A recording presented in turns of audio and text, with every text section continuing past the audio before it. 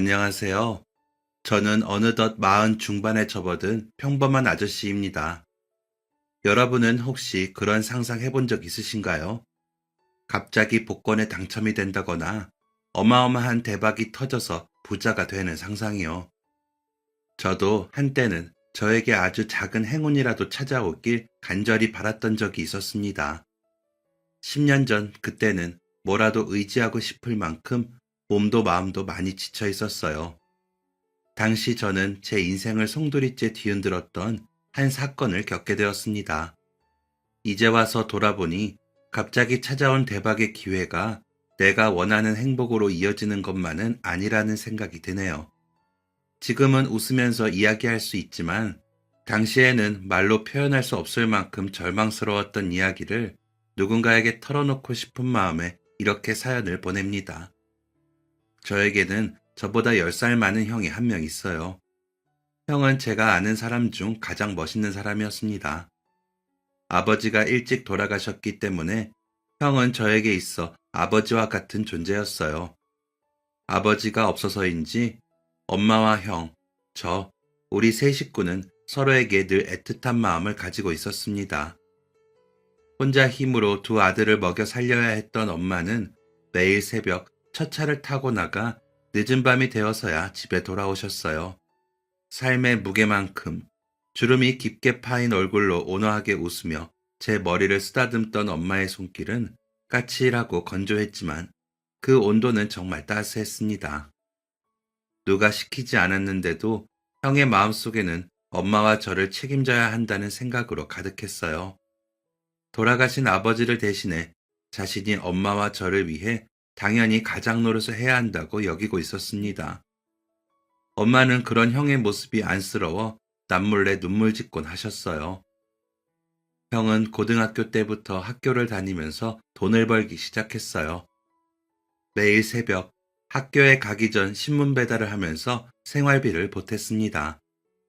고등학교를 졸업하고 난 뒤에는 대학을 포기하고 돈을 벌기 위해 매달렸어요. 공사판이며 식당이며 호프집이며 가리지 않고 닥치는 대로 일을 했습니다. 어린 제 눈에도 엄마와 형이 지고 있는 삶의 무게가 무겁게만 느껴졌습니다. 엄마와 형은 힘들게 일하면서도 저에게는 지원을 아끼지 않았어요. 두 사람은 제가 조금 더 아이답게 자라기를 바랐습니다. 그래서인지 아무리 힘들어도 저에게는 힘든 티를 내지 않았죠. 형은 어디에서 어떤 일을 하든 주어진 일은 성실하게 해냈습니다. 형과 한 번 일을 했던 사람들은 반드시 형을 다시 찾을 정도였어요. 남들처럼 대학도 가고 연애도 하면서 청춘을 즐기고 싶을 법도 한데 형은 돈을 버는 게 가장 재밌다며 저에게 늘 웃으며 이야기했어요. 지금 생각하면 어린 제가 형의 무게를, 그늘을 눈치챌까봐 애써 더 밝은 모습을 보여줬던 게 아닌가 싶어요. 가끔 집에 일찍 돌아오는 날이면 형은 숙제를 하고 있는 제 모습을 물끄러미 바라보곤 했어요. 재호야, 너는 꿈이 뭐야? 꿈? 나도 형처럼 빨리 어른 돼서 돈 버는 거. 뭐? 그런 게 무슨 꿈이야. 돈은 엄마랑 형이 많이 벌 테니까 재호 너는 아무 걱정하지 말고 하고 싶은 거 마음껏 하면서 살아. 형이 무슨 일이 있어도 우리 재호가 하고 싶은 건 꼭 하게 해줄 거야. 제가 하고 싶은 것은 꼭 다 하게 해주겠다는 형의 말. 형은 자신의 꿈을 접어두면서까지 아직 실체도 없는 저의 꿈을 이뤄주고 싶어 했습니다. 성인이 되고 1년 정도 여러 가지 일을 하며 돈을 벌었던 형은 군대에 다녀온 후 작은 무역회사에서 정식으로 취직을 하게 되었어요. 공사장에서 일을 할 때 형을 좋게 봤던 관리자분이 형이 제대했다는 소식을 듣고 지인의 회사에 추천해 주셨거든요. 말단 직원으로 입사한 형은 정말 밑바닥부터 일을 배웠습니다. 하루 종일 일을 하고 돌아오면 밤에는 업계에서 사용하는 용어들을 빼곡하게 적어서 외우곤 했어요. 고졸 출신이라서 그렇다는 말을 듣고 싶지 않았던 형은 독학으로 외국어 공부까지 하느라 하루도 쉬는 날 없이 바쁘게 생활했습니다. 형의 성실한 성격은 그곳에서도 빛을 발했어요. 타고난 센스를 바탕으로 사업적 감각까지 키운 형은 금방 회사에서 자리를 잡게 되었습니다. 그리고 조용히 때를 기다린 형에게 기회가 찾아왔습니다. 나이는 어리지만 누구보다 열심히 일하는 형의 모습을 좋게 봤던 사장님이 형에게 제법 중요한 프로젝트를 맡기게 되었거든요. 물론 형을 질투하는 사람들도 있었지만 형은 그 프로젝트를 보란 듯이 성공시켰습니다. 성과는 기대 이상이었어요. 그때 받은 보너스로 형이 사줬던 자전거는 제 평생 잊을 수 없는 가장 큰 선물이기도 했습니다. 그때부터 형은 날개가 달린 듯 훨훨 날아다니기 시작했어요. 물 만난 고기처럼 손을 대기만 하면 대박을 이끌어냈습니다. 안정적으로 돈을 벌기 위해 시작한 일이었는데 뜻밖의 재능을 발견한 형은 그 누구보다 자신감이 넘쳤어요. 형 덕분에 집안 살림도 점점 나아지게 되었습니다. 그렇게 몇 년 동안 회사에서 일을 배운 형은 큰 결심을 하게 되었습니다. 제가 고등학교 3학년이 갓 되었을 무렵이었죠. 그동안 배운 노하우를 바탕으로 형은 자신만의 회사를 차리기로 했습니다. 앞으로 우리 가족의 미래를 생각했을 때 본인이 직접 사업을 하는 것이 더 좋겠다는 판단이 들었던 거죠. 물론 말리는 사람들도 있었지만 형을 멈출 수 있는 사람은 아무도 없었습니다. 그렇게 작은 사무실을 얻은 형은 자신의 이름을 딴 간판을 걸고 사업을 시작하게 되었습니다. 나름 안정적인 직장을 포기하고 사업에 도전하는 형을 보고 엄마는 처음에는 반대도 하고 걱정도 하셨어요. 하지만 즐거워하는 형의 모습을 보면서 응원을 아끼지 않으셨습니다. 준호야, 엄마는 네가 잘할 거라고 믿어. 요즘 네 모습을 보면 돈을 벌기 위해서라기보다는 뭔가 신나서 하는 것 같다는 생각이 들더구나. 고등학생 때부터 돈 번다고 고생만 했는데 이렇게 하고 싶은 걸 찾아서 하는 모습을 보니까 어찌나 기특한지. 엄마가 계속 돈 벌 거니까 이제라도 하고 싶은 거 마음껏 해봐. 엄마, 저 사업 대박 나서 정말 부자 될 거예요. 이 일을 내가 얼마나 잘할 수 있는지 아니까 그래서 행복한 거예요. 두고 보세요. 저 꼭 성공할게요. 우리 재호 이제 곧 대학도 들어갈 텐데 돈 걱정 없이 하고 싶은 거 다 하게 해줄 거예요. 반드시 성공하겠다는 형의 말은 사실이었습니다. 형은 퇴근도 휴일도 없이 더욱더 일에 매달렸어요. 남들이 꺼리는 일도 두 번, 세 번 다시 확인하고 조금이라도 가능성이 있다 싶으면 도전을 망설이지 않았습니다. 그렇게 추진한 일들이 대박으로 이어지는 경우가 생기기도 했어요. 제가 형의 사업을 제대로 아는 것은 아니지만 참 신기했어요. 세상은 넓고 내가 알지 못하는 것들이 무궁무진하다는 것을 그때 어렴풋이 느낀 것 같았습니다. 일을 하면서도 형은 여전히 배움을 멈추지 않았습니다. 주말이면 학원에 나가서 외국어를 배웠어요. 그런 형의 모습을 보면서 저도 많은 자극을 받았습니다. 좋은 대학에 들어가서 제대로 된 공부를 해서 언제라도 형에게 도움이 될 수 있는 사람이 되고 싶다는 마음에 더 열심히 공부했어요. 형은 저에게 언제나 가장 훌륭한 교과서였고 가장 닮고 싶은 거울 같은 존재였어요. 제가 명문대학교에 입학할 수 있었던 것도 다 형 덕분이었습니다. 형이 저를 얼마나 생각하는지 알고 있었기 때문에 제 마음속에는 어느 정도 형이 포기했던 것들을 대신 이뤄주고 싶다는 생각이 자리 잡고 있었어요. 우리 재호 정말 기특하다. 네가 얼마나 자랑스러운지 몰라. 이제 대학에서 더 많은 세상을 경험하고 많이 깨달았으면 좋겠다. 하고 싶은 게 있으면 뭐든지 얘기해. 형이 다 해줄 거야. 고마워, 형. 나 열심히 해서 엄마랑 형한테 꼭 보답할게. 제가 대학 생활을 열심히 하는 동안 형은 더 승승장구했습니다. 형이 선택하는 것은 실패가 없었어요. 덕분에 말 그대로 돈방석에 앉게 되었습니다. 형은 밤낮 없이 노력해서 번 돈으로 저에게 아낌없는 지원을 해주었습니다. 그 무렵 엄마도 형의 성화에 일을 그만두시고 태어나서 처음으로 문화센터라는 곳에 다니기 시작하셨어요. 어색해 하면서도 생기가 넘치던 엄마의 표정을 잊을 수가 없습니다. 그 모습을 보면서 사람의 행복이 돈이 다가 아니지만 돈이 있으면 정말 행복할 수 있구나. 그런 생각을 하게 되었어요. 저는 감사하게도 형 덕분에 방학마다 어학연수를 다닐 수 있게 되었어요. 그래서인지 동기들 사이에는 제가 부잣집 아들이라는 소문이 돌기도 했어요. 그렇게 학교 생활을 마치고 졸업과 동시에 곧바로 취업을 하게 되었습니다. 대기업은 아니었지만 업계에서 꽤 인정받는 중견기업이었어요. 회사 생활은 생각보다 힘들었어요. 가끔 이유 없이 깨지는 날이면 그만두겠다는 말이 목끝까지 차올랐습니다. 하지만 결혼도 하지 않고 가족을 위해 가장으로서 열심히 일을 하는 형을 생각하며 저도 제 몫을 다하기 위해 노력했어요. 그렇게 적응하며 지내다 보니 어느덧 제 나이도 30이 되었습니다. 재호가 벌써 30이야? 여자친구는 없니? 슬슬 결혼해야 되는 거 아니야? 형은 40이야. 형이 가야 내가 가지. 나는 결혼 생각 없어. 엄마도 진작 포기하셨는데 뭐. 나는 지금처럼 혼자 편하게 사는 게 좋아. 너라도 엄마한테 효도해라. 형 못 가지. 한참 연애하고 지낼 시기에 일만 했던 형은 어느새 결혼을 포기해버린 상태였어요. 포기라기보다는 거절에 가깝달까요? 한참 사업이 잘 되고 있을 때 주변 소개로 여성분을 한 분 만났던 것 같았는데 그때 무슨 상처를 받았던 건지 그 여성분과 헤어진 이후로 결혼에 대해 관심을 끊었거든요. 형 옆에서 계속 결혼 타령을 했던 엄마도 이제는 포기한 듯 저에게만 슬쩍 결혼 이야기를 하시곤 했습니다. 저도 딱히 사귀는 사람은 없었는데 형과 엄마가 옆에서 결혼 이야기를 하니 괜히 마음이 조급해지더라고요.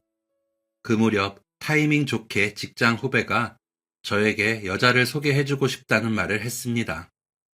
자신과 대학 때 같은 동아리를 했던 친구이고 저보다 4살이 어리다고 했어요. 대학 때 무용을 전공했는데 집안이 어려워져서 대학교 졸업만 겨우 하고 지금은 무용학원에서 아이들을 가르치는 일을 하고 있다면서요. 얼마 전 동아리 동창회에서 만났는데 제 생각이 났다며 한번 만나보라고 하더라고요. 그렇게 약속 당일 만나기로 한 카페에 조금 일찍 도착해서 기다리고 있는데 얼마 지나지 않아 사진으로 봤던 사람이 나타났습니다. 제 사진을 보고 저를 알아본 건지 활짝 웃으며 제 앞으로 다가오는데 순간 천사가 내려온 줄 알았어요. 첫눈에 반한다는 게 어떤 건지 그때 처음 알게 됐어요. 마치 운명의 사람처럼 느껴졌어요. 놓치면 안 된다는 생각에 저는 첫 만남부터 정말 적극적으로 대시를 했습니다. 저도 저에게 이런 면이 있는 줄 몰랐어요. 제가 적극적으로 나선 덕분에 소개팅 후 몇 번 더 만나게 되었고 결국 우리는 사귀게 되었습니다. 아내에게 푹 빠진 상태로 1년 가까이 만나면서 저는 자연스럽게 결혼을 하고 싶다는 생각을 하게 되었어요. 그래서 1주년 기념일에 아내에게 청혼을 했습니다. 그런데 반지를 받아든 아내의 표정이 어딘가 미묘했어요. 왜 그래? 내 청혼이 혹시 마음에 안 들어? 그게 아니라 오빠도 알잖아. 우리 집 많이 어려운 거. 아빠 사업 망하고 빚 갚느라 재산 다 날리고 내가 번 돈은 생활비에 보태느라 나 모아둔 것도 없어. 당연히 아무런 지원도 못 받을 거고 그런 처지에 결혼이라니. 나도 당연히 오빠랑 결혼하고 싶지. 근데 결혼은 현실이잖아. 소연아, 결혼의 처지가 어딨어. 다 서로 맞춰가면서 사는 거지. 나 직장 탄탄하고 그동안 내 월급은 꼬박꼬박 모아둬서 꽤 있어. 모자란 돈은 대출받아서 신혼살림 차리고 같이 갚아가면서 살면 되잖아. 내가 가진 걸로 시작하자. 내가 미안해서 그러지. 오빠 집에서 날 어떻게 보시겠어. 우리 엄마나 형 그런 사람들 아니야. 내가 좋다고 하면 다 괜찮다고 하실 분들이야. 자신의 처지를 생각하며 자꾸 망설이는 아내를 겨우 진정시키고 그날 밤 저는 엄마와 형에게 결혼에 대한 이야기를 꺼냈습니다. 사실 혼자 있는 형을 생각하면 조심스러웠지만 언제 결혼할지도 모르는 형을 마냥 기다릴 수는 없었어요. 엄마, 형, 나 여자친구랑 결혼하려고. 정말이야? 아이고, 우리 막내가 엄마 소원을 드디어 이뤄주는구나. 엄마는 어떤 여자라도 상관없다. 네가 좋으면 다 좋아. 우리 재호가 형 대신 효도하네. 신혼집은 어디에 얻으려고? 재수 씨랑 상의해서 몇 군데 뽑아봐. 형이 집이랑 혼수는 책임질게. 뭐? 아니야, 형. 나 월급도 꼬박꼬박 모아뒀고 형이 틈틈이 준 용돈도 그대로 있어. 모자란 건 대출받아서 그렇게 시작하려고. 형이 왜 이렇게 열심히 돈 번 줄 알아? 이럴 때 너한테 아낌없이 다 해주고 싶어서 그런 거야. 돈 잘 버는 형이 있는데 대출이 웬 말이야? 해줄 수 있을 때 감사합니다 하고 받는 거야. 형, 고마워. 내가 언젠가는 꼭 은혜 갚을게. 다음 날 아내를 만나 형이 해준 이야기를 그대로 전했어요. 아내는 깜짝 놀라며 저를 처음 소개받을 때 제가 잘 산다는 얘기를 듣긴 했지만 그렇게 부자일 줄은 몰랐다고 형에게 너무 감사하다면서 좋아하더라고요. 아내에게 말하기 전까지만 해도 형의 선물을 거절해야 되는 게 아닌가 싶었는데 근심을 덜었다는 듯 기뻐하는 아내의 표정을 보니 형이 저에게 주기로 한 것들을 감사히 받기로 결심했습니다. 형의 통 큰 지원 덕분에 결혼 준비도 무사히 할 수 있었습니다. 형이 하도 난리를 피운 덕에 결혼식에 들어가는 비용까지 형이 전부 부담하게 되었어요. 형에게 말할 수 없이 고마우면서도 한편으로는 너무 미안했습니다. 형이 청춘을 바쳐 얻은 보상을 제가 동생이라는 이유만으로 아무런 노력 없이 가로챈 것만 같았거든요. 하지만 저를 보며 행복한 표정을 짓는 형을 보면서 이 미안한 마음은 살아가면서 평생 갚겠노라고 마음속으로 맹세를 했습니다. 결혼 후 우리는 제가 다니는 회사 근처의 신축 아파트에서 신혼살림을 시작했습니다. 인테리어를 전부 자신의 취향대로 꾸민 아내는 집 사진을 SNS에 올리며 행복하다는 글을 자주 남겼어요. 아내는 친구들이 사진을 보고 부럽다며 SNS에 댓글을 달 때마다 저에게 보여주며 세상에서 가장 행복한 표정을 지었습니다. 저는 아내가 웃는 게 좋았어요.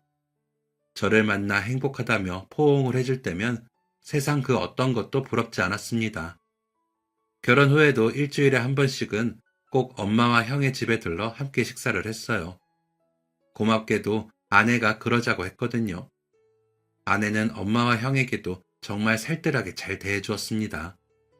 엄마와 형도 싹싹하고 착한 아내를 참 예뻐했어요. 넷이 함께 있을 때면 행복이 뭐 별건가 싶었습니다. 이렇게 사랑하는 가족들이 함께 모여서 맛있는 음식을 먹고 소소한 이야기를 나누는 것이 행복 그 자체였죠. 그렇게 몇 달을 달콤한 신혼생활에 푹 빠져 지냈습니다. 그런데 그 무렵 아내의 표정이 어두워지기 시작했어요. 너무 힘들다. 서연아, 왜 그래? 오늘 또 애들이 말 안 들었어? 애들도 애들인데 학부모들이 뭐 별것도 아닌 걸로 맨날 뭐라고 하니까 그거 받아주는 것도 너무 스트레스 받고 원장님은 무조건 맞춰주라고 하고 힘들어서 어떡해. 내가 어깨 좀 주물러 줄까? 저 오빠, 나 일 좀 잠시 쉬면 안 될까? 우리 아이도 가져야 되는데 이렇게 스트레스 받으면 아무것도 안 될 것 같아. 나는 좀 편안한 마음으로 우리 아이 갖고 싶어. 그 정도였어? 내가 너무 몰랐네. 미안해. 그래, 일 그만두고 당분간 마음 좀 편하게 하면서 쉬자. 진짜? 고마워. 근데 친정에 용돈 드리던 건 어떡하지? 이제 생활비도 줄 텐데. 그렇다고 갑자기 드리던 걸 끊으면 엄마가 힘들어할 텐데. 에이, 그 정도는 내 월급에서 다 해결하면 되지. 걱정하지 마. 오빠 최고. 내 남편 너무 멋있어. 내가 진짜 알뜰하게 살림할게. 힘들어하는 아내의 얼굴을 보니 당장 일을 그만두게 해야겠다는 생각만 들었어요. 따로 대출이 있는 것도 아니고 우리 두 식구 사는데 제 벌이로 충분하거든요. 애초에 아내가 버는 돈은 그리 크지 않아서 별로 상관없었어요. 무엇보다 사랑하는 사람이 저렇게 좋아하는데 뭐가 문제겠어요? 저와 상의를 마치고 아내는 곧장 직장을 그만두었습니다. 집에서 살림하면서 마음을 편히 가진 덕분인지 아내는 얼마 지나지 않아 임신을 하게 되었어요. 아내의 임신 소식에 집안은 내내 축제 분위기였습니다. 엄마와 형은 식사 모임도 금지하고 아내에게 무조건 편하게 지내라며 많이 배려해 주셨어요. 덕분에 아내는 무사히 출산을 하게 되었습니다. 출산 때에도 엄마와 형은 가만히 있지 않았어요. 엄마는 저 몰래 산후조리원 비용을 대주셨고, 형은 고생했다며 아내에게 차를 선물해 주셨어요. 아내는 친구들이 너무 부러워한다며 결혼 정말 잘했다는 말을 입이 닳도록 했습니다. 맨날 이렇게 받기만 해서 어떡해? 어머님이랑 아주버님한테 너무 감사하기도 하고, 친정 생각하면 민망하기도 하고 그래.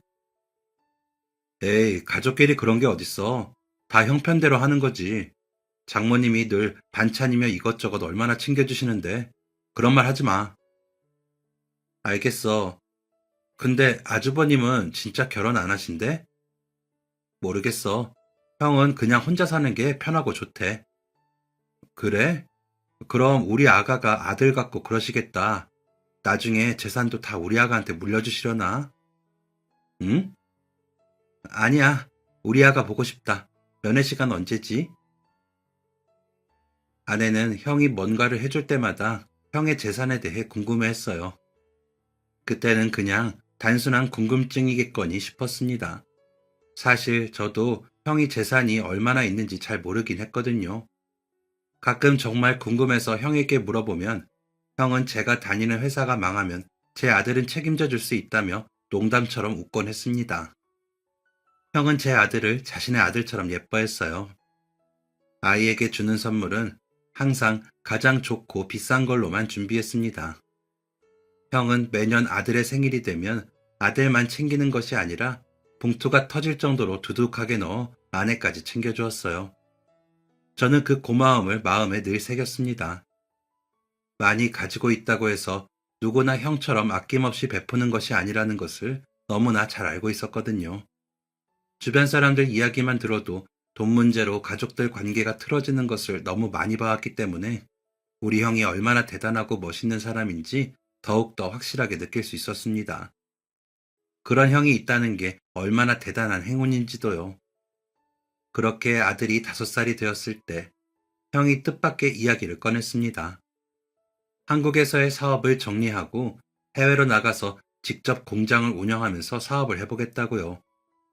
사업이 제대로 자리를 잡은 이후에도 노력을 멈추지 않았던 형이었기에 그럴 수 있다는 생각이 들었어요. 다만 형이 완전히 한국을 떠날 생각이어서 그 점은 신경이 쓰였습니다. 재호야, 형이 가서 자리 잡는데 최소 3년 정도 잡고 있어. 시장 조사도 많이 했고 현지 파트너들과도 긴밀하게 이야기를 나누긴 했지만 직접 가서 해보는 건 또 다르잖니. 그래서 그때까지만 엄마를 부탁해. 엄마가 살던 집이랑 회사랑 나머지 부동산 다 정리하고 갈 거라서 내가 자리 잡을 때까지만 엄마 좀 살펴줘. 그래줄 수 있지? 엄마는 당연히 내가 챙겨야지. 그건 걱정하지 마. 나는 형이 지금도 편하게 지낼 수 있는데 괜히 가서 고생할까봐 그게 제일 마음이 쓰여. 우리 재호, 형 눈에는 아직도 5살 꼬맹인데 언제 이렇게 컸니? 형이 가서 잘 되면 너도 이미 생각해봐. 형은 언제든 환영이니까. 저에게 이야기를 꺼내고 몇 달 후 형은 한국 생활을 완전히 정리하고 해외로 떠났습니다. 형이 떠나고 엄마는 저희 집으로 모시게 되었어요.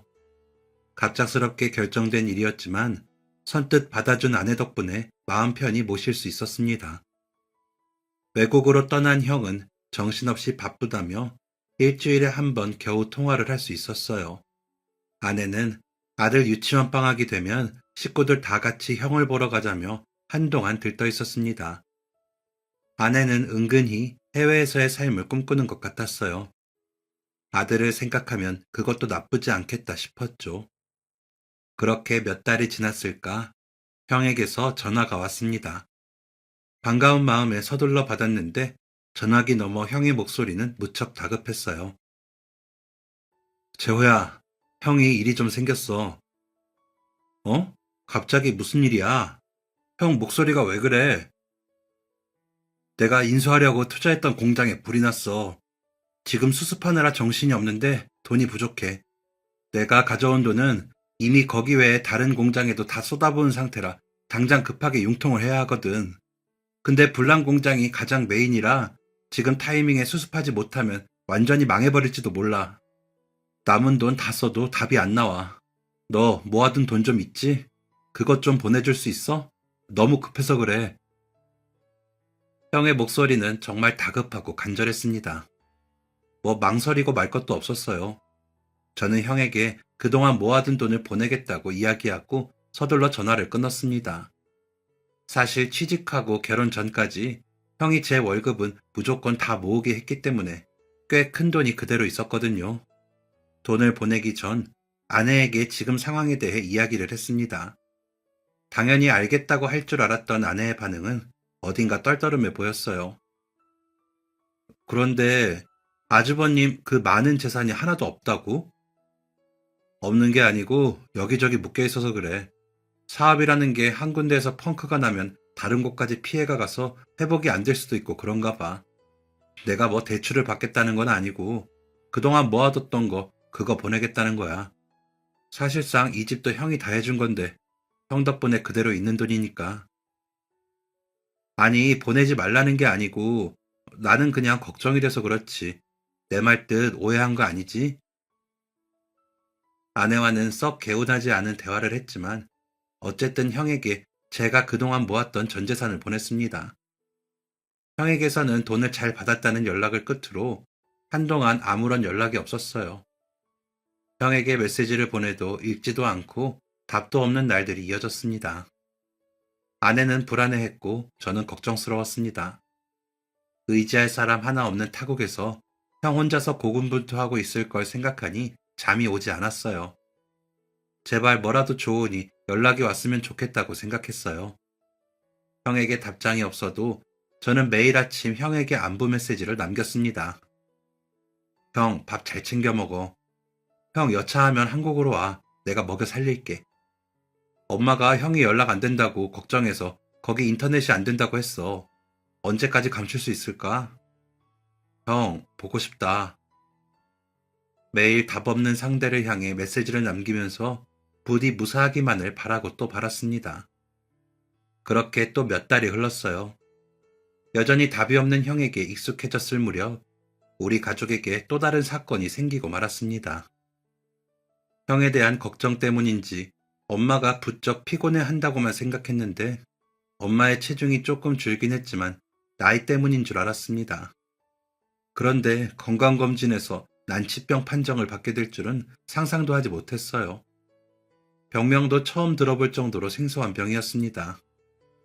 이미 중기에 접어들고 있다는 말에 처음에는 뭐가 잘못된 건가 싶었습니다. 멀쩡하게 잘 지내던 우리 엄마가 갑자기 왜 드라마에서나 나올 법한 일이 실제로 일어났다는 게 이상했어요. 하지만 모든 것은 현실이었습니다. 의사 선생님은 덤덤한 말투로 희귀병이라 기존 항암으로는 효과가 떨어진다며 표적 항암제를 써야 한다고 하셨어요. 기존 약에 비해 효과는 정말 좋지만 문제는 신약이라 보험이 전혀 되지 않는다는 거였죠. 사실상 약값만 한 달에 수백만 원이었어요. 일을 할 때는 모든 돈을 생활비로 썼고 일을 그만둔 뒤에는 형에게 용돈을 받으며 생활했던 엄마가 모아둔 돈은 그리 많지 않았어요. 형에게 돈을 보내지 않았더라면 제가 모아뒀던 돈으로 충분히 해결이 가능했지만 지금은 저도 월급이 전부였습니다. 제 월급으로 내 식구 생활비에 처가 용돈까지 하면 사실상 남는 것도 거의 없었어요. 민혁 엄마, 우리 집 있잖아. 집 담보로 대출을 좀 받아야 될 것 같아. 엄마 치료비만 해도 한 달에 수백인데 지금은 대출밖에 답이 없네. 이렇게 돼서 미안해. 미안하긴 다른 것도 아니고 어머니 치료비잖아. 집이라도 있어서 다행이다. 내일 날 밝으면 바로 은행부터 가봐. 어머니 간호는 걱정하지 말고 이것도 잘 이겨낼 수 있을 거야.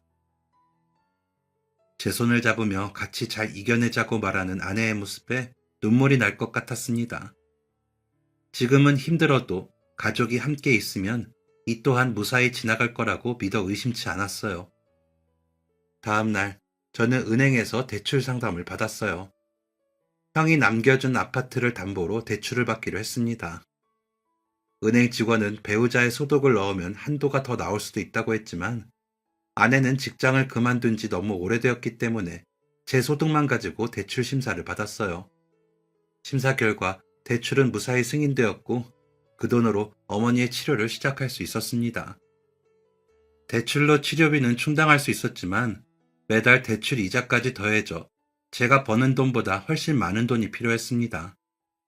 아이가 아직 어렸고 아내가 엄마를 챙겼기 때문에 저 혼자 돈을 벌 수밖에 없는 상황이었습니다. 그래서 결국 저는 회사가 끝나면 대리운전을 하게 되었어요. 갑자기 이런 상황을 겪게 해서 아내에게 너무 미안했습니다. 하지만 아내는 저를 다독이며 괜찮다고 자신도 아낄 수 있는 만큼 아껴볼 테니 잘 견뎌보자며 이야기했어요. 그런 아내를 보며 저는 더 힘을 내서 제가 할 수 있는 것 이상으로 노력했습니다. 그 후 6개월이 지났습니다. 형에게서는 여전히 연락이 없었어요. 저도 삶이 버거워 형에게 보내던 문자를 더 이상 보내지 않게 되었어요. 하지만 마음속으로는 형이 잘 지내고 있길, 잘 버티고 있길 늘 바랐습니다. 그 사이 엄마의 병과 빚은 저에게 일상이 되어갔어요. 종일 회사에서 치이고 편의점에서 삼각김밥 하나로 겨우 끼니를 때우며 대리콜이 오기만을 기다릴 때면 차라리 집을 팔아서 대출을 해결하고 어디 작은 전세라도 얻어 살아볼까 생각도 했지만 형이 마련해준 이 집을 차마 팔 수는 없었어요. 어떻게든 버틸 수 있을 때까지 버텨야겠다는 마음뿐이었습니다. 힘이 들 때마다 병을 이기기 위해 노력하는 엄마와 언제나 저에게 힘이 되어주는 아내와 아들을 생각하며 현실을 극복하려고 애썼습니다. 가족들 모두 애써가며 지내던 어느 날, 아들 유치원의 중요한 행사와 엄마의 내원 날짜가 겹치게 되었어요. 고민 끝에 결국 제가 연차를 내고 엄마를 병원에 모시기로 했습니다. 의사 선생님은 엄마에게 약이 잘 드는 것 같다며 이대로만 유지되면 좋겠다고 하셨어요. 약은 비쌌지만 그만큼 효과가 좋았기 때문에 포기할 수 없었습니다. 병원에서 좋은 이야기를 들어서 그런지 엄마의 기분도 괜찮아 보였어요. 진료를 마치고 집으로 돌아가는 길, 잠시 신호대기에 걸려 멍하니 앞을 보고 있는데 엄마가 갑자기 저를 치며 말씀하셨어요. 저거 민혁 애미 아니냐? 맞지? 네? 민혁 엄마요? 엄마의 말씀에 왼쪽을 바라보니 반쯤 열린 창문 틈으로 운전석에 앉아있는 아내의 모습이 보였습니다. 아내는 무슨 생각을 하고 있는지 앞만 바라보고 있었어요. 아들 유치원에 있어야 할 아내가 도로에 있는 것도 놀라웠지만 아내가 타고 있는 차가 벤츠라는 것이 더 놀라웠습니다. 그것도 가장 비싼 옵션이었거든요. 일단 무슨 일인지 감이 오지 않아서 저도 모르게 아내의 뒤를 밟았습니다. 제가 죄를 지은 것도 아닌데도 거리를 유지하며 조심스럽게 따라붙었습니다. 아내가 도착한 곳은 저도 잘 아는 곳이었어요. 처가댁이었거든요. 주차장에 주차를 한 아내는 뒷좌석 문을 열고는 누구나 알 법한 명품 로고가 박힌 쇼핑백을 한가득 들고 처가댁으로 모습을 감췄습니다. 아내가 사라지고 조심스럽게 벤츠로 다가가 보니 차에 적힌 차주 전화번호는 아내의 번호였어요. 이 차는 아내가 타고 다니던 차가 맞았던 거죠. 대체 이게 무슨 일일까 감도 오지 않았습니다. 민혁 애미 맞지? 여기 사돈댁 아니니? 네, 엄마, 잠시만요. 저는 일단 아무것도 모르는 척 아내에게 전화를 걸었어요. 어디냐는 제 말에 아내는 이제 유치원 행사가 끝났다면서 곧 집으로 갈 거라는 말을 하더군요. 그러면서 어머니 치료는 잘 받았냐, 몸은 어떠시냐 챙기는 것도 잊지 않았어요. 잠시 안 보이는 곳에 차를 대놓고 기다렸더니 아내가 아들과 함께 나오는 모습이 보였습니다. 아까와 달라진 점이 있다면 명품 로고가 박힌 쇼핑백 대신 늘 들고 다니던 에코백을 들었다는 것 정도였어요. 빌라 입구에서 두리번거리던 아내는 택시를 불렀던 건지 예약 등을 단 택시를 타고 집으로 향했습니다. 이상했어요. 처가댁에서 집까지는 못해도 3만 원 이상 나오는 거리인데 한 푼도 아껴야 한다며 반찬 하나도 함부로 버리지 않는 아내가 여기서 택시를? 아무래도 보통 일이 아닌 것 같았습니다. 당황스러운 건 엄마도 마찬가지였어요. 저와 모든 것을 똑같이 목격한 엄마에게 일단 아무것도 모르는 척 평소처럼 행동해달라고 부탁을 드렸습니다. 조금 늦게 집에 도착했더니 아내는 이미 저녁 준비를 하고 있었어요. 친정에서 고기를 보내주셨다며 얼른 먹으라는 아내의 모습에서 어쩐지 이질감이 느껴졌습니다. 엄마는 치료 때문에 입맛이 없다는 핑계를 대고 방에 들어가셨어요. 제가 밥을 먹는 동안 아내는 평소처럼 아이를 씻기기 시작했습니다. 그 틈을 타서 저는 일단 안방으로 들어갔어요. 뭘 찾는 건지도 모르면서 일단 장롱을 열고 뒤지기 시작했습니다. 아내의 옷만 보관되어 있는 장롱을 특히 더 살폈어요. 그랬더니 아주 깊숙한 곳에서 뭔가를 발견했습니다. 처음 보는 통장이었어요. 통장을 열었더니 아내의 이름이 적혀 있었고 한 장을 더 넘겨보니 믿을 수 없는 광경이 펼쳐졌습니다. 최초 입금된 것은 약 8개월 전, 입금 금액은 무려 13억이 조금 넘는 금액이었어요. 그리고 최근에 찍힌 숫자는 10억이 조금 넘은 돈이었습니다. 1년이 되지 않는 시간 동안 3억 가까이 썼다고? 통장에 있는 돈은 대체 무슨 돈이지? 너무 큰 숫자 앞에서 아무런 생각도 나지 않았어요. 생각이 멈춘 것처럼 제 몸도 그 자리에 그대로 굳어버렸습니다. 그 순간 아이를 재운 아내가 방으로 들어왔어요. 활짝 열려있는 장롱문과 통장을 들고 있는 저를 보고 아내는 화들짝 놀라더군요. 지금 뭐 하는 거야? 말도 없이 내 물건 뒤진 거야? 당신, 이게 다 뭐야? 그거 당장 줘. 당신 거 아니잖아. 나 다 봤어. 벤츠의 명품에. 오늘 유치원도 안 갔지? 대체 뭐라고 다니는 거야? 그 돈이 다 어디에서 난 건데? 나 잘못한 거 없어. 그거 다 내 돈 맞아. 복권에 당첨돼서 받은 돈이야. 뭐? 복권? 정말이야? 어, 이제 와서 뭐하러 숨기겠어? 8개월 전이면 엄마 난치병 진단 전이네. 돈이 있었는데 내가 엄마 치료비 때문에 대출받겠다고 할 때도 아무 말도 안 한 거야? 제 말에 아내는 한동안 말이 없었습니다. 그러더니 말하더군요. 자기가 당첨돼서 받은 돈인데 왜 이야기해야 되는지 모르겠다고요. 알면 결국 엄마 치료비로 다 쓸 거 아니냐. 치료비하고 남은 건 연락 없는 형한테 퍼줄 거 아니냐면서요. 이건 자기 돈인데 왜 남을 위해서 써야 하냐고 말하는데 뭐라 대답해야 할지 생각이 나지 않았습니다. 엄마랑 형이 남이야? 같이 이겨내자며. 내가 종일 일하고 대리운전하면서 힘들어할 때마다 조금만 더 버티자며. 내 모습 보면서 아무렇지도 않았어? 당신이 감당할 건 당신이 해야지. 왜 나한테까지 강요해? 지금까지 이 사실 모르고 잘 살아왔잖아. 이게 무슨 큰일인 것처럼 구는 당신이 난 더 이해가 안 되는데? 내 돈이니까 그냥 내가 쓰고 싶은 대로 쓴 것뿐이야. 그게 뭐 잘못됐어? 저에게 소리를 지르며 화를 내는 아내를 보니 그동안 저를 위로하며 다독여줬던 아내의 모습이 파노라마처럼 스쳐 지나갔습니다. 나를 걱정하던 그 모습은 전부 가식이었던 건가? 말로 다 할 수 없는 배신감이 소용돌이처럼 휘몰아쳤습니다. 대출금 이자라도 갚겠다고 매일 대리운전까지 해가며 잠도 못 자고 고생하는 제 모습을 옆에서 보면서도 어떻게 감쪽같이 복권에 당첨됐다는 사실을 숨길 수 있었는지, 엄마와 형이 아내에게 그동안 어떻게 했는데, 제가 그동안 아내를 위해서 헌신했던 그 모든 것들이 부질없게 느껴졌습니다. 처음 보는 아내의 이기적인 모습에 더 이상 할 말이 없었어요. 그렇게 사랑했던 사람인데 한순간에 마음이 식어버리는 게 느껴졌습니다. 이 사람과는 앞으로 함께 살 수 없겠다는 생각이 들었습니다. 제가 망설이다 이혼에 대해 이야기를 꺼내자 아내는 기다렸다는 듯 자신이 알아본 게 있다며 이야기했어요. 혹시 잘못을 깨닫진 않을까? 지금이라도 미안하다고 당첨금으로 대출을 갚자고 하진 않을까 기대했지만 아내의 입에서는 전혀 딴소리가 나왔습니다. 복권은 특유 재산이니 분할받기 어려울 거라며 자신도 아파트에 대해 재산 분할 요구를 하지 않을 테니 복잡하게 하지 말고 깔끔하게 정리하자고 하더군요.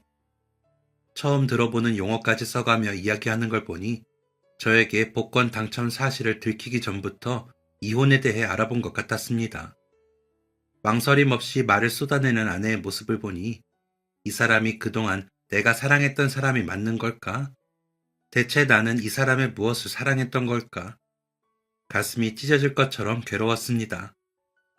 아내는 이제야 자신에게도 행운이 찾아왔다며 아픈 시어머니 병간호도 지겹고 돈 때문에 허덕이는 남편도 지겹다며 새 출발을 하겠다고 이야기했어요. 뻔뻔하고 이기적인 아내의 태도에 그 어떤 의지도 상실한 저는 원한다면 그렇게 하라고 했습니다. 그러면서 아이도 저에게 키우라고 하더군요. 정말 다 잊고 새로 시작하고 싶다면서요. 그 모습을 보는데 아내가 나중에 원하더라도 절대 아이를 보내면 안 되겠다는 마음이 들었습니다. 언제든지 자신의 마음이 변하면 자식이라도 미련 없이 버릴 수 있을 것 같았거든요. 그렇게 아내는 있는 정 없는 정 다 떼놓고 우리 가족의 곁을 떠났습니다. 아내, 아니, 전처와의 이혼은 저에게 너무나 큰 상처였어요. 사랑했던 만큼 충격이었고, 그래서 너무 섣부르게 이혼을 택한 건 아니었을지 하루에도 몇 번씩 후회가 되기도 했습니다. 그런데 곱씹을수록 전철을 통해서 인간의 욕심이 얼마나 추악한지 깨달을 수 있었습니다.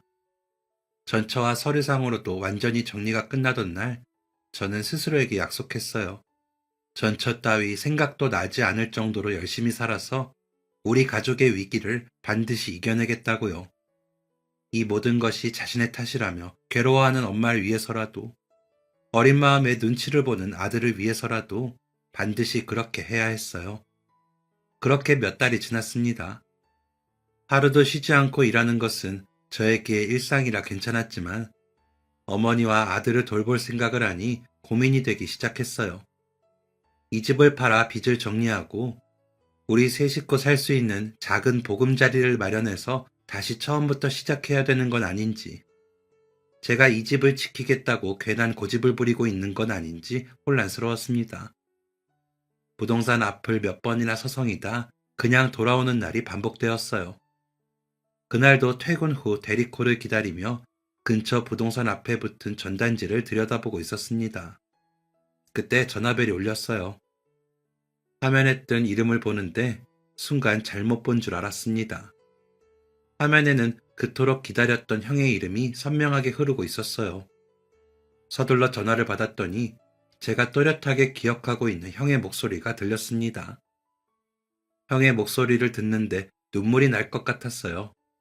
형은 그동안 걱정하게 해서 미안하다며 생각보다 해결하는 데 시간이 오래 걸려서 정신이 없었고 차마 면목이 없어 연락도 하지 못했다고요.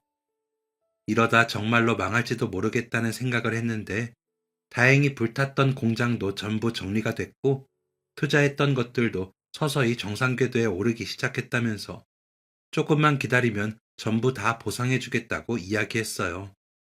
나 때문에 많이 곤란했지? 재수 씨 보기에도 민망했을 거야. 그래도 걱정하지 마. 이제 곧 내가 몇 배로 갚아줄게. 재수 씨한테도 그렇게 얘기해줘. 아직 아무것도 모르는 형에게 저는 그동안 있었던 일을 이야기했습니다. 제 이야기가 끝나고 형과 저는 한동안 아무 말도 하지 않았어요. 수학이 넘어 눈물을 참고 있는 소리만이 서로에게 낮게 울릴 뿐이었습니다. 미안하다. 이게 다 나 때문이야. 내가 무리하지만 않았어도 이런 일은 없었을 텐데. 너도 엄마도 그런 몹쓸 일을 겪지 않아도 됐을 텐데. 엄마는 괜찮으신 거 맞지? 난 그런 일이 있는 줄도 모르고. 형이 왜 미안해? 이게 왜 형 때문이야? 이렇게 될 일이었던 것뿐이야. 엄마는 걱정하지 마. 병원 다니면서 추적 검사도 잘 받고 있고 약도 매일 잘 드시고 급격히 악화되는 경우가 있다곤 하는데 다행히 치료가 잘 되고 있어. 형한테 연락 온 거 알면 엄마가 정말 좋아하시겠다. 재호야, 한국 생활 정리하고 형한테로 와. 형이 엄마 병원도 알아보고 민혁이 학교도 다 알아볼게. 몇 달 동안 한국 생활 정리하고 넘어오면 여기도 훨씬 더 안정적으로 되어 있을 거야. 엄마랑 상의 좀 해볼게. 형, 무사해서 정말 다행이야. 그날은 대리운전을 하지 않고 집으로 바로 돌아왔습니다. 집에 돌아오니 엄마도 형과 통화를 한 것 같았어요. 엄마는 형 말대로 한국을 떠나자고 이야기하셨어요. 한국을 떠나서 우리 식구들끼리 다시 한번 잘 살아보자고요. 며칠 동안의 고민 끝에 저는 결국 형의 말대로 하기로 했습니다. 다니던 직장이며 대출이며 집이며 이것저것 정리하다 보니 생각보다 시간이 빠르게 흘렀습니다. 엄마와 아들을 형에게 먼저 보내고 마지막으로 저도 한국을 떠났어요. 비행기를 타고 한 번도 밟아본 적 없는 땅으로 향하면서 한국에서의 안 좋았던 기억은 모두 잊고 반드시 행복해지겠다고 다짐했습니다. 형이 살고 있는 곳으로 온 뒤로 저도 형과 함께 일을 했습니다. 오랜만에 만난 형은 위기를 극복하고 더 단단해진 모습이었어요. 저는 형이 성공할 수 있도록 옆에서 더 열심히 도왔습니다. 위기를 극복하기까지 정말 오랜 고통의 시간이 있었지만 그만큼 형은 더 멋지게 성공을 이뤄냈습니다. 덕분에 우리는 경호원이 상주하는 대저택에서 행복하게 지낼 수 있었어요. 어머니의 치료도 순탄하게 진행됐습니다. 한국에서처럼 매일 약을 먹으며 주기적으로 추적 관찰을 해야 했지만 마음이 편해서인지 큰 무리 없이 잘 지내셨어요. 행복했습니다. 얼마 전까지만 해도 이런 행복을 느낄 수 있을 거라고는 생각도 하지 못했는데 저에게 다시 기적처럼 찾아온 이 행복의 순간을 다시는 놓치고 싶지 않았습니다. 그렇게 하루하루 성실하게 살다 보니 어느덧 10년이라는 세월이 흘렀습니다. 그 세월 동안 낯선 이국 땅이었던 이곳은 저에게 제2의 고향이 되어 있었어요. 이곳에서 좋은 사람들과 행복하게 지내면서 그 옛날 받았던 마음의 상처도 점점 잊었습니다. 그리고 저에게도 새로운 사람이 생겼어요. 사업을 하면서 만난 사람이었는데 자주 보다 보니 서로에게 마음을 주게 되었고 앞으로 남은 생은 친구처럼 연인처럼 평생 의지하며 살기로 약속했죠. 화려한 결혼식은 아니지만 가족들과 친한 친구들을 초대해서 파티 같은 결혼식을 열기로 했어요. 이번에도 형이 나서주었습니다. 장소 예약부터 음식, 파티에 입을 옷까지 뭐 하나 대충 넘기는 법이 없었죠. 그런데 결혼식을 하루 앞두고 정말 생각지도 못한 전화 한 통을 받게 되었습니다. 이제는 기억도 희미한 전 장모였어요. 이혼했을 때는 연락 한 통 없더니 이제 와서 나에게 왜 전화를 한 걸까? 받지 말고 무시할까 하다가 혹시나 하는 마음에 전화를 받았습니다. 네, 접니다. 내 번호를 가지고 있었네. 잘 지내나? 한국을 떠났다는 얘기는 들었는데 10년 만에 무슨 일이세요? 안부 묻자고 하신 건 아닐 테고. 섭섭한 게 많지? 미안하네. 저 혹시 소연이랑 연락되나? 그 사람이랑은 이혼하고 단 한 번도 연락한 적 없어요. 작정하고 번호까지 바꾸고 떠난 사람한테 제가 무슨 수로 연락을 합니까? 전처와는 연락하지 않는다는 제 말에 장모는 흐느끼며 1년 가까이 딸에게서 소식이 없다고 무슨 일이 생긴 것 같다며 걱정하고 있었어요. 장모는 전처가 이혼 후 생각 없이 돈을 쓰다가 사기까지 당했고 가진 모든 돈을 다 날려버렸다고 했어요. 그러면서 다시 돈을 되찾아야 된다며 밖으로만 나돌았다고요. 그 이야기를 듣는데 이상하게 아무런 감정도 들지 않았습니다. 그렇게 욕심을 내더니 스스로 몰락해버린 전처의 모습이 통쾌하지도 안타깝지도 않았어요. 정말 아무런 상관없는 일처럼 느껴졌습니다. 저는 저와는 상관없는 일이고 이미 끊긴 인연이니 앞으로는 연락하지 말아줬으면 좋겠다는 말을 남기고 전화를 끊었습니다.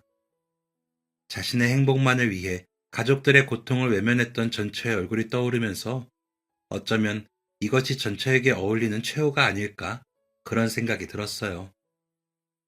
복권 1등에 당첨되어 하루아침에 벼락부자가 되는 삶, 모두가 한 번쯤은 바라는 삶이겠지요. 일확천금의 행운을 손에 쥐면 정말 행복할 수 있을까요? 만약 행운과 행복 중 하나를 선택해야 한다면 저는 기꺼이 행복을 선택하겠습니다. 저에게는 돈으로 바꿀 수 없는, 돈으로 대신할 수 없는 가족 간의 의리와 믿음이 더 소중하거든요. 저는 행운이 행복의 조건이라고 생각하지 않아요. 행운을 얻을지언정 그것을 행복으로 바꾸지 못한다면 결국 불행하게 될 테니까요. 전처가 복권에 당첨됐던 것은 결과적으로 저에게는 행운이자 기회였네요. 결국 스스로 불행의 길을 걷게 된 전처의 모습을 떠올리면 살아가면서 과연 진정으로 중요한 것은 무엇인지 깨닫게 됩니다. 제 인생의 복권은 우리 가족입니다. 저는 가족과의 행복이라는 소중한 당첨금을 영원히 잘 지키면서 하루하루 더 열심히 살아가겠습니다. 지금까지 사연 들어주셔서 감사합니다. 사연이 재밌으셨다면 구독과 좋아요를 눌러주세요. 감사합니다. 안녕히 계세요.